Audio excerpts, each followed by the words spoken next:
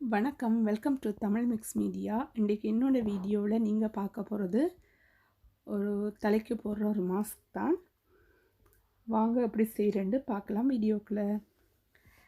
ஒரு வாழைப்பழம் எடுத்து வச்சுருக்கிறேன். நல்ல கனிஞ்ச பழம், காயாக இல்லாமல் நல்ல பழமாக இருந்தால் நல்லது.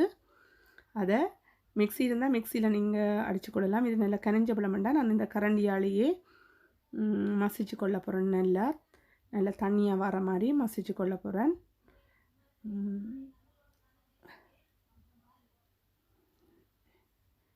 நல்லா மசிஞ்சிட்டு இப்போ ஒரு முட்டை எடுத்து வச்சுருக்கேன். அது இந்த வெள்ளைக்கருவை மட்டும் இதில் நான் போட போகிறேன்.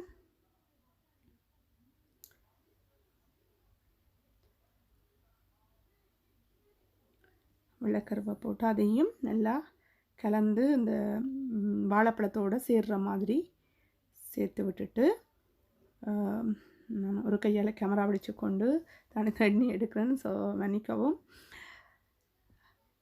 எண்ணெய் ஒரு 2 மேசக்கரண்டி அளவு உங்களோட முடிக்கேற்ப நீங்கள் போடுங்க. இதை வச்சு முழுக போகிறேன். இது இடக்கிட நான் வச்சு முழுகிறேன்னா நான் ஏற்கனவே தலை சம்மந்தமான வீடியோவில் தலைமுடிக்க தேவையான ஆரோக்கிய குறிப்புகளில் போட்டிருக்கிறேன். இடக்கிட இது நான் செய்து தலைக்கு வைப்பேன்.